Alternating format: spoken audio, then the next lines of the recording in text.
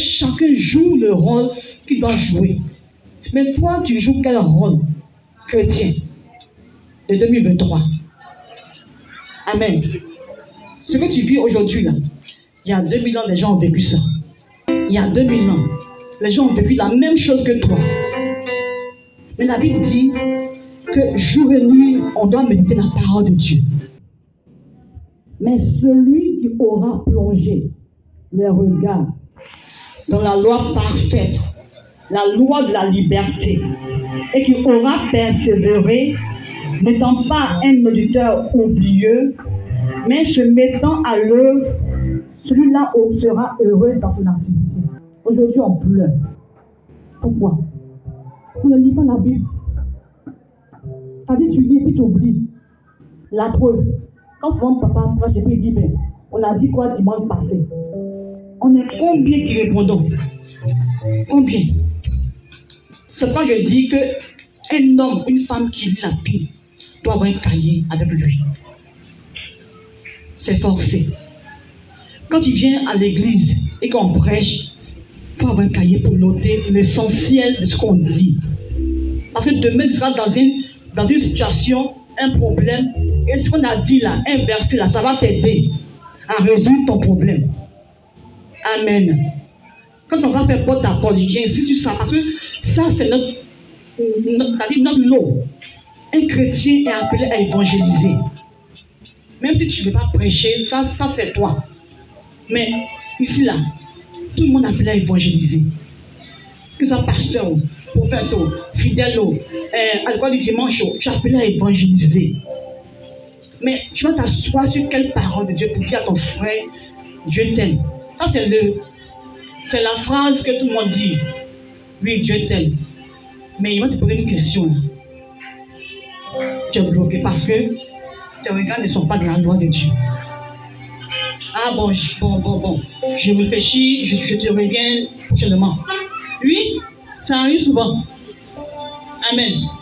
Le jour arrive, t'as dit faire pour ta porte. Alléluia. La Bible dit, on doit la méditer jour et nuit. On doit analyser la parole de Dieu en fond et en large. Tu dois réfléchir. Mais pourquoi Dieu a écrit ça? Mais Seigneur, parle-moi. Sur le champ, Dieu peut ne pas te répondre. Mais en insistant, il va te répondre. En insistant, ton esprit sera connecté à l'esprit de Dieu qui donne la vie, la guérison, la restauration. Alléluia. Il y a quel problème que Dieu ne peut pas résoudre. Amen. Souvent c'est difficile. Moi je m'installais souvent, je m'assois et dis à Dieu, viens t'asseoir en cause. Ma fille même souvent c'est bon, demande, ah mon temps, comment tu pries là même? Je dis, ah, j'appelle mon papa. On a mis s'asseoir, on va parler parce qu'il a fait les choses. Et puis quand en cause, il me répond. Il me répond puis je suis apaisé. Pourquoi? Pas parce que je suis meilleur, mais mes regards sont sur la parole de Dieu. Il m'a dit que tout ce que je veux là, c'est dans la parole de Dieu. C'est pas ailleurs. Aujourd'hui, il y a beaucoup de nos frères qui suivent le courant de ce monde-là. Et ils sont perdus. C'est comme un homme qui est sur un fleuve dans la barque et puis il ne rame pas. C'est-à-dire quand il ne rame pas, le vent t'emmène où il veut. Hein. Le vent t'emmène où il veut. Mais en ramant, tu sais où aller. Tout droit. Si tu vas aller au sud, tu vas au sud. Si tu vas aller à l'ouest, tu vas à l'ouest. Et le chrétien est celui qui est de la barque. Et la parole de Dieu, c'est la guerre. Voilà. C'est-à-dire, ça te dirige. Mais aujourd'hui, on a beaucoup de chrétiens qui suivent la mode. On suit le monde. On ne suit pas Jésus-Christ. Et c'est dangereux pour le corps de Christ. Quand tu rétrogrades, non, c'est un peu, ça vient. Souvent, mais tu ne sais même pas même que tu as laissé Dieu de côté. Souvent, tu ne sais même pas. C'est-à-dire, tu viens un jour à l'église, tu fais 2 semaines à la maison, tu viens un jour à l'église. Prenez un peu l'exemple de l'eau. C'est-à-dire, quand on met l'eau au congélateur, ça devient comment? Ça devient glaçon. ça devient dur.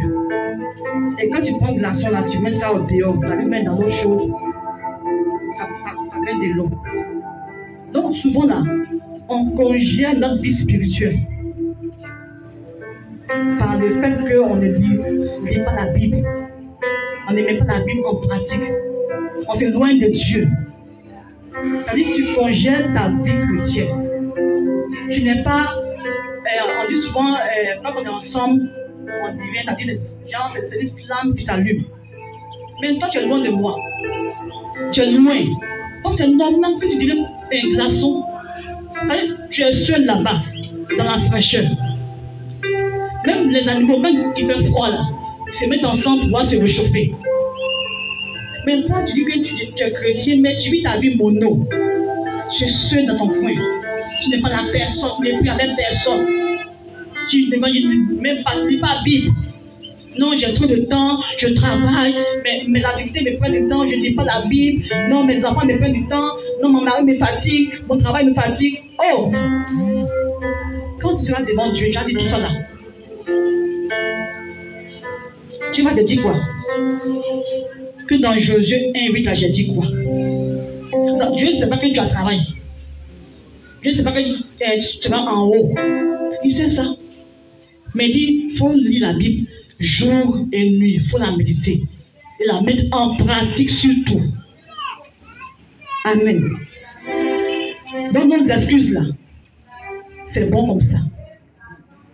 Il peut y avoir c'est-à-dire des jours où tu es vraiment et super occupé, où tu es malade, tu ne peux même pas te lever. Non, c'est vrai. Dieu sait ça.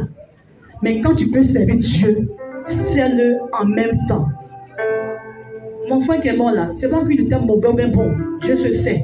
Enlève ma parole. Puis matin, midi, soir. Lis ma Bible matin et soir. Médite-la et pour l'appliquer à ta vie. Mais tu fais quoi? Tu es trop pris par rapport à Dieu, quoi. C'est-à-dire que tu es trop intelligent que Dieu. Non, pardonnez. On va se dire la vérité. Le temps ne t'appartient pas. Ça ne m'appartient pas. Franchement, la mort de mon frère m'a fait. Ça fait mal, c'est vrai. Mais c'est-à-dire, j'en dis une leçon dedans. Je dis à mes frères et à mes soeurs, le prochain là, c'est pas lui, c'est pas moi. Oui, c'est la vérité. C'est pas moi en tout cas, je saurais comment gérer ma vie avec Dieu maintenant. Si vous jouez avec votre vie, comment il est mort là, dans le sur ça. C'est la vérité. Quand il parle de Dieu à quelqu'un, c'est-à-dire, il faut le porter en prière. C'est pas seulement de parler de Dieu aux gens, non, non, non. Mais tu parles et tu l'accompagnes avec la prière, avec le Saint-Esprit, avec l'amour surtout. Mais ici, là, combien on prie pour nos frères et sœurs? Je ne juge pas les prophètes même qui donnent les révélations. Non, non, non, non, ça c'est leur rôle. Mais nous parle à nous. On doit discerner. Souvent, c'est bon d'être orienté par un prophète. Mais prends la peine de t'asseoir et puis lis entre les lignes. Prends la Bible et puis regarde ce qu'il a dit là. Si ça concorde avec ce que Dieu a dit. Tout est dans la Bible. Un homme de Dieu te donne des révélations sans, c'est-à-dire hors la parole de Dieu. Tu m'excuses, mais c'est faux.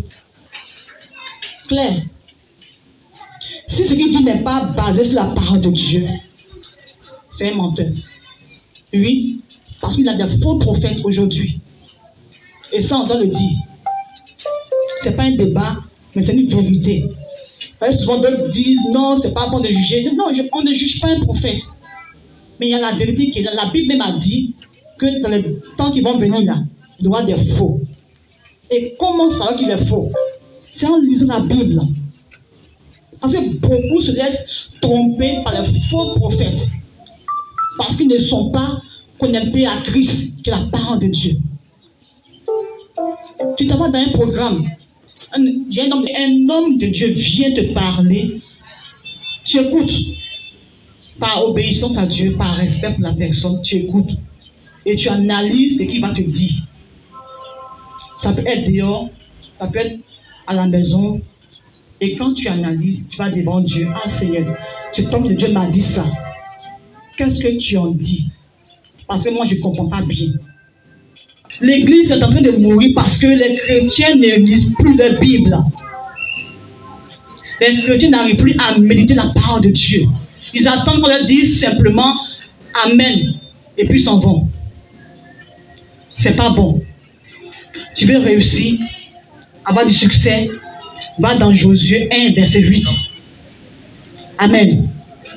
La parole de Dieu va te donner de pouvoir discerner les choses qui arrivent. Soit bon ou mauvais, tu sauras. Parce que la Bible te conduit. La Bible te conduit, simplement. Amen. Tu veux être vertueux, dynamique, aller au-delà de tes choses. Lis la parole de Dieu. Analyse-la pleinement et tu réussiras. Souvent, le fait qu'on n'arrive pas à mettre la parole de Dieu fait que quand on nous parle à l'église, on est frustré, on est énervé, nos sentiments prennent le dessus.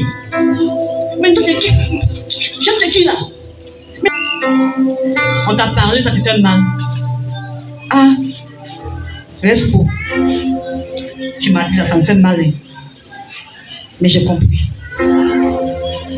Je suppose que quand on est chrétien et qu'on fait des reproches à quelqu'un, c'est pas pour l'abaisser, c'est pour l'aider à grandir.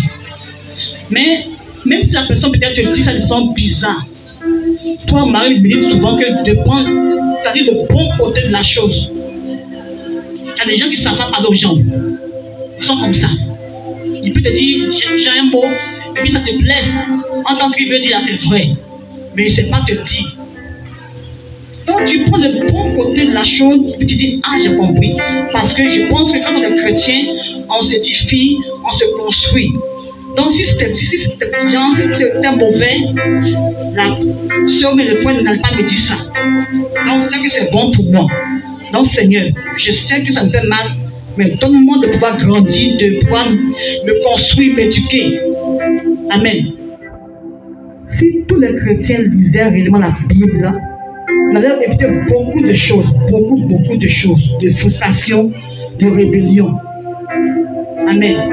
La Bible dit, il faut mettre en pratique fidèlement comme tu entends. Mais aujourd'hui, on est infidèle à Dieu. On est infidèle à Dieu. C'est le même Dieu qui a écrit cette parole qui dit, c'est un piège pour l'homme que de prendre à la légère un engagement sacré et de ne réfléchir qu'après avoir fait un vœu. Ça là, c'est tellement clair. Ou bien sans qu'on te dise encore ce que ça veut dire. Tu es chrétien. Le jour où on t'a dit accepte Christ comme Seigneur et Sauveur, tu l'as accepté. C'est un engagement que tu as pris et c'est sacré. Et après, de toute façon, tu dis, mais ça même, je suis trop pressé pour être chrétien. Lui, est-ce que même on peut attendre un peu même Dieu là même? C'est trop, c'est dur votre Dieu là, c'est compliqué. Mais tu es dedans et puis tu souffres. Parce que tu as pris à la légère l'engagement. On ne t'a pas forcé. Je crois que tu as analysé et tu as dit j'accepte Christ comme mon Seigneur et mon Sauveur. Et je m'appuie sur lui pour avancer. Et ce même Dieu te dit, ma parole là, c'est la vie. Mais qu'est-ce qu'on en fait de cette vie là? Fais grâce à ma vie, Fais grâce à ma vie, J'ai appris ce matin que l'herbe passe. Les choses de ce monde, derrière lesquelles je cours, jour et nuit, vont passer. Mais seule ta parole va demeurer. C'est pourquoi, Seigneur, fais de moi une personne consacrée à toi.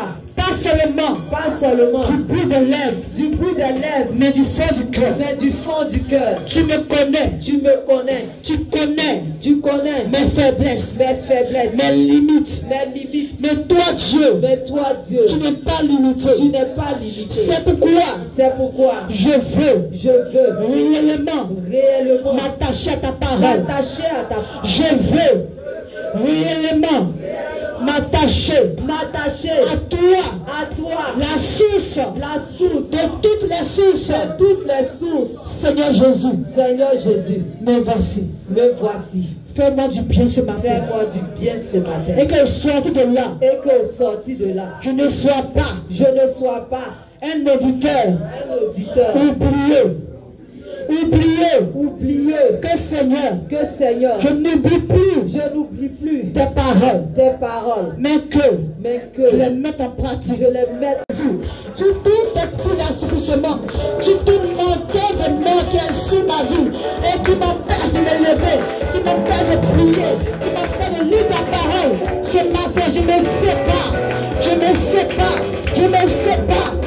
sépare de tout manquer de mort,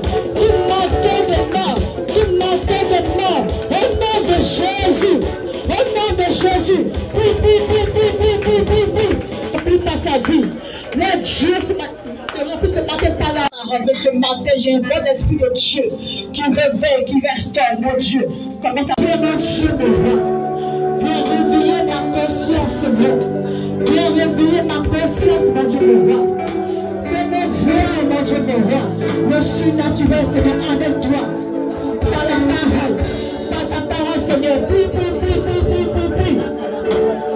Seigneur, descends ta force ce matin.